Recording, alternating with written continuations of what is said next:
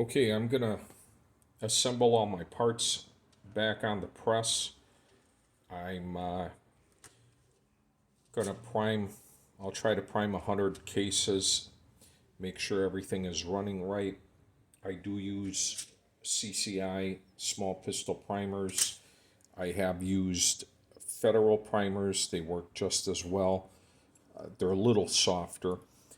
The cases I'm using are GFL without a crimp. If you're going to use cases that are crimped, it's not going to work real well. So try not to use anything that's got a crimp on it without cleaning up the primer pocket first. The other thing you want to check though, if you're using once fired, twice fired, whatever you're doing, is that you don't have a damaged extractor area where it's scarred up from the extractor pulling the case. What happens is if sometimes if there's material that's been lifted or deformed here, it doesn't want to go all the way into the plate. And as you're trying to prime or reload, it'll stick partly in, it won't go all the way in. Try to make sure that if you're using cases that have been fired out of, I don't know, I think Glock does seem to tear them up. They also bulge in Glocks because of the way the barrel is made. But look at your cases, make sure that your cases don't have any bad areas around the extraction point, or else if they stick partly in, you're gonna jam. Everything is not gonna run smooth. So I'm gonna pause here. I'm going to get my primers in here lined up and toss in 100 or so cases and see how well everything is running. All right, I'm gonna pause here. Okay guys, I'm gonna assemble the machine and run some brass through it. Like I said, I lost my little spring for my primer pin, but I believe this one works just as well, if not better.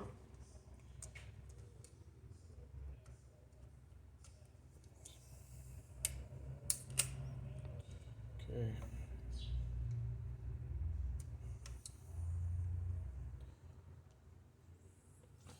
Remember the wedge bar.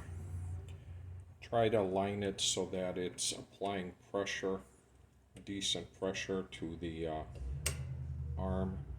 You don't want to make it so tight that you're gonna break everything, but and you want to use the flat spot if you can be as level on the.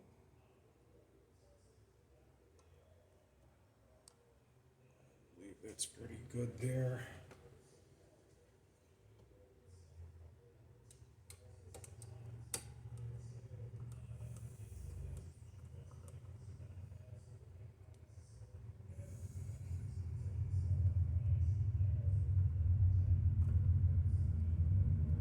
Okay, let's see how that feels.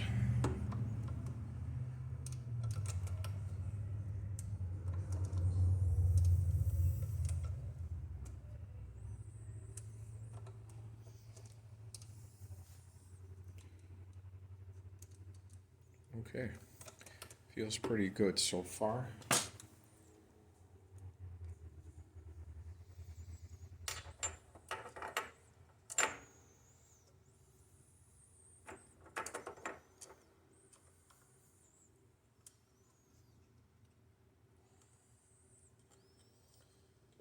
That's someplace.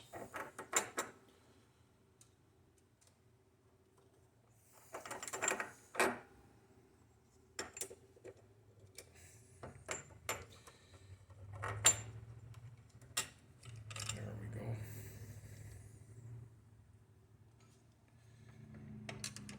Have these down snug.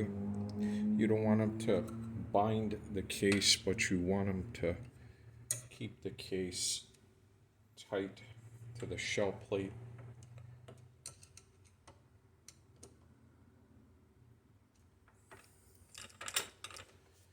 usually run one case dry through there just so that it adjusts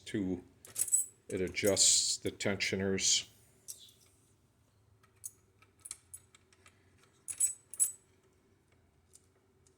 Right.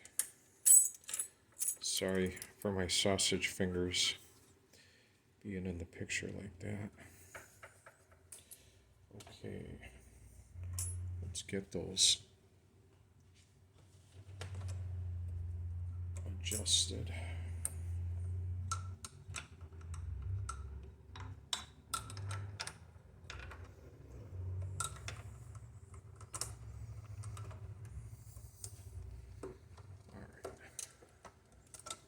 I'm just running one case through to adjust the tension arms there.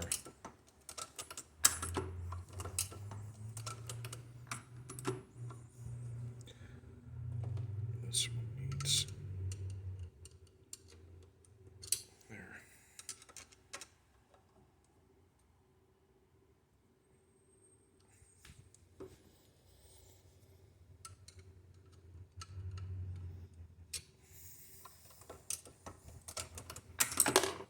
Try that one more time.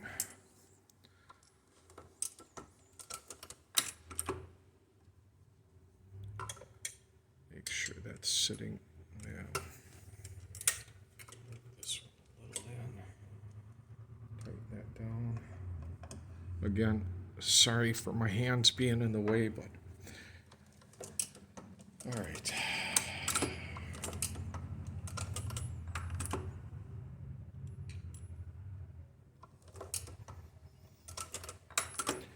Okay, I'm going to load some cases.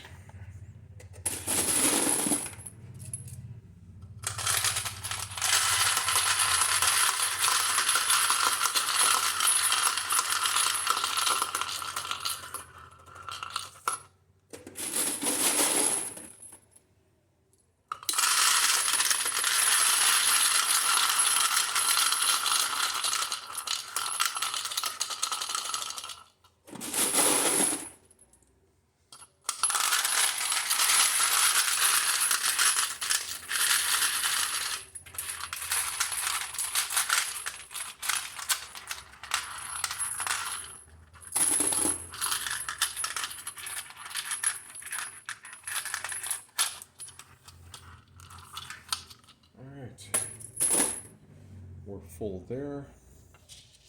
We'll get our primers going in. Boy, that's a little loose, but oh, man.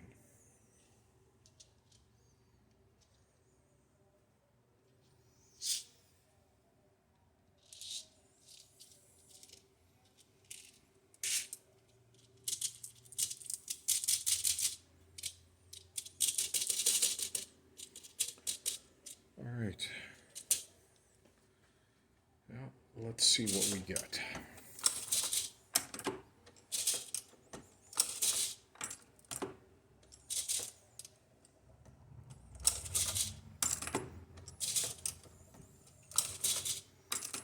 So far feels good. Here comes the first one. Let's catch that. So, all right. One thing I forgot to mention is you want to set the depth. You want to take a case that's already been primed, set it in, bring the rocker arm until it touches tight at the full upstroke, and then lock the nut in. But what I do is I'll go one more flat spot. I'll just go maybe another eighth of a turn down to put a little more pressure on the rocker arm. And if that isn't enough to seat the primer fully, I'll go one more eighth of a turn, and then I mark where it's at. So just again, but be at the very top of the stroke when you're adjusting your rocker arm. I'll keep going here and let's. Now this is a standard. 19S shell plate.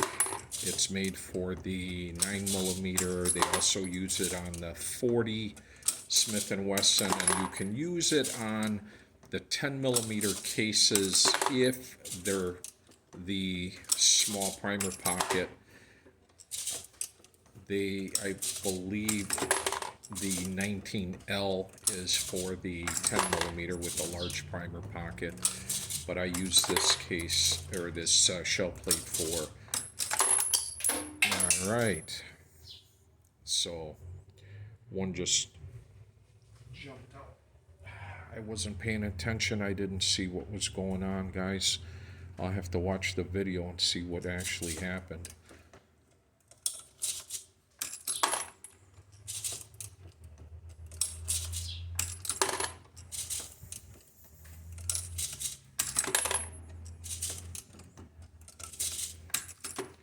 So far feels good. I'll put that one back in that was tossed out and see what's going on with that one.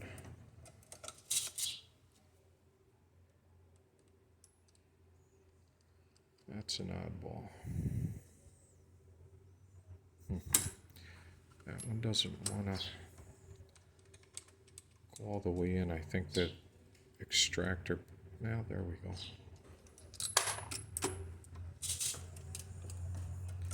Okay.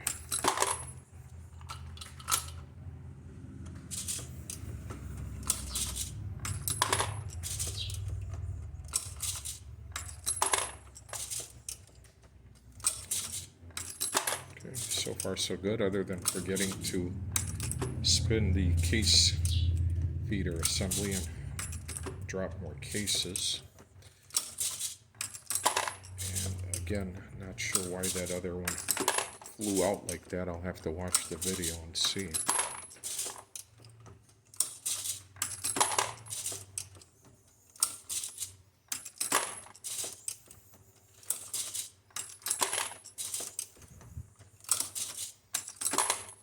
Ah, maybe that's what it was.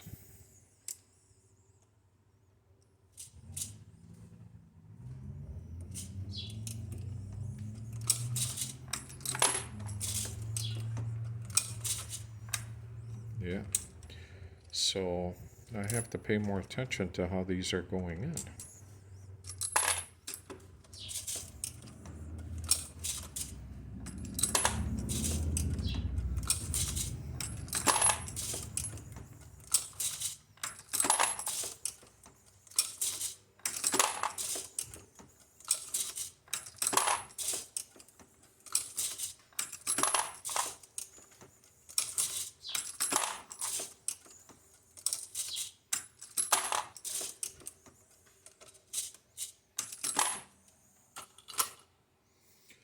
Okay, so we're now on our third row.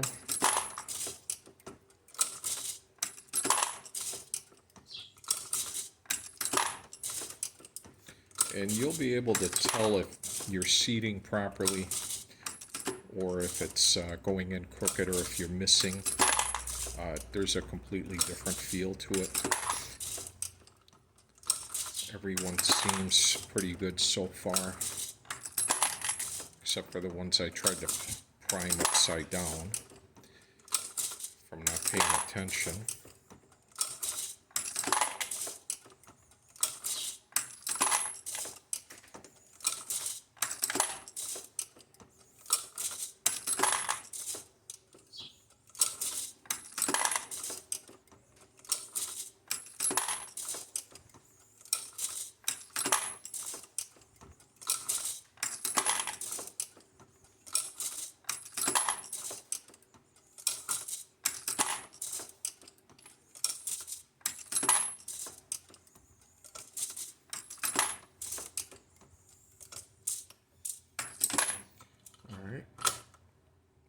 To the fourth.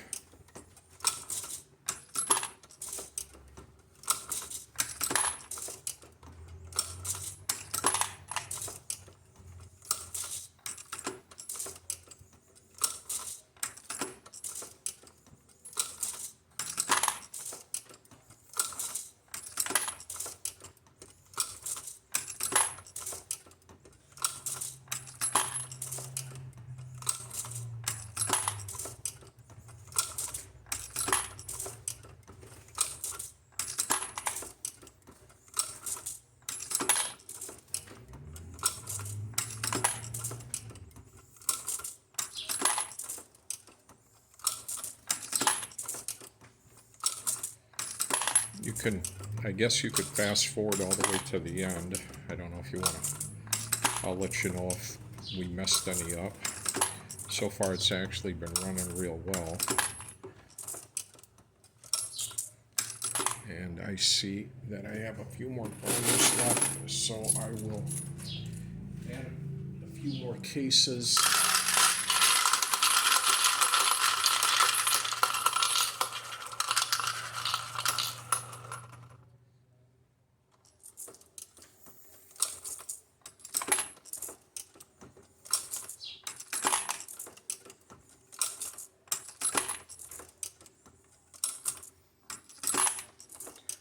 Alright, primers are almost past the window, but I still feel them going in, so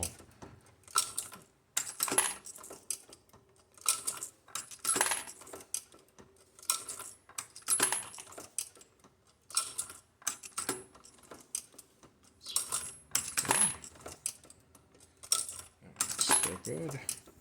That one, that's the end. So this one here shouldn't have a primer in it, but this one should.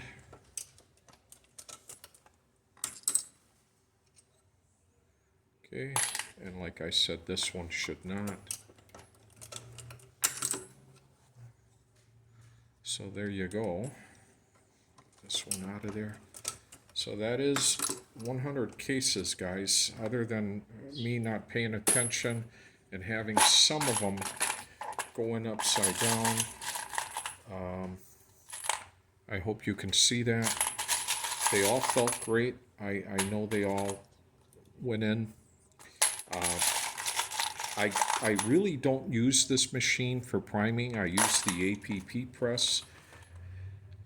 But in the beginning, when I first got this machine, it was a bear to prime. I mean, I was constantly getting primers that were going in sideways and crunching them, and it would jam up everything. I'd have to take everything apart. After aligning everything and adjusting stuff, it actually has primed real well. Again, make sure your rocker arm is being adjusted for the primer at the very top of the stroke. This is where you're going to do your sizing. You know, you want your sizing die to just about touch your, actually maybe just softly touch your shell plate at the full upstroke. It helps keep the shell plate down when you're priming. And remember, there's an angle, there's a bevel from the stamping on the rocker arm. If you can get rid of that little bevel, maybe even give it a small file, sandpaper file, whatever you want, and give it just a small angle going the other way, opposite of how it is now. It really helps in bringing the primer pin, the push rod, up and having it come closer towards the inside of the shell plate. Hope that helps. Like I said, we just did about 100 of them. I think I did 100. Yeah, because I had 105, I believe, primers in there. I always add a few primers for weight. So if you're going to do 100 cases or 200 cases, add like 205 or 8 or 10 primers. The weight of the extra primers will get you to your 200 without you running out. There's probably about 4 or 5 primers left in there, 6 primers left in there, whatever I had. So hope this helps. I will keep adding videos of other machines that I have fixes for. I've got a Dillon. I've got a I was gifted a Lee 600, or I'm sorry, a Lee 6-pack 6000. I haven't loaded anything on it yet. Once I get that set up, I'll let you know what I think of that machine. I'm not a big fan of the quick disconnects. I know a lot of people like them, but I'm going to try it. I'm going to give it my best and see if it is a good machine. These Loadmasters, they're not a very expensive machine. I think they could have had this going for a few more years. I know there isn't there are no bearings on here. It's pretty much cast aluminum. Everything is cast. A few of the arms are steel plate. It's a budget machine for people that want to go out and plink. You can make some decent rounds on it. You're not gonna make you're not gonna reload 6.5 Creedmoor and go out 1,000 and 1,400 yards and have the accuracy you want. That's not what this machine is for. If you're gonna try to do accurate shooting with some of the bigger rifle rounds, get yourself a single station press and like a rock crusher, something like that. Use this for pistol. I use it for 45 9 millimeter. I do 10 millimeter on it. My 40 Smith and Wesson, and as long as it's the primer's set up right and everything's running smooth, it really is fine. It'll work forever. All right. Thanks again for watching.